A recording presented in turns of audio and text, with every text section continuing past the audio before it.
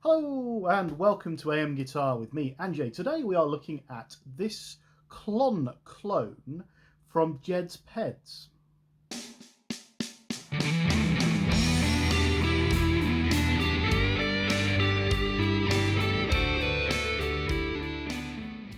So, clones, we all have heard of clones. I have reviewed several clones of clones on my channel in the past.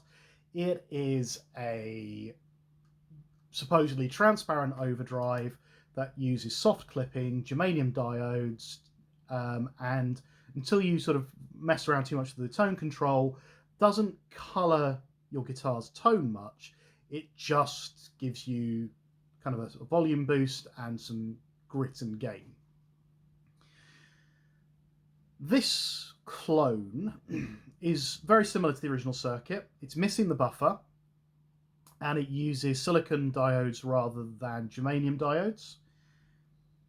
Doesn't make that big a difference in reality. The buffer might in some setups, but it doesn't. It does that clone thing, and that clone thing is kind of twofold. The first one is used as a boost, where you just put volume into it and kind of ramp the tone up. You get that kind of trebly, lovely kind of just boosted goodness you get behind into an amp, or used as a standalone overdrive pedal, which is how I'm going to demo it.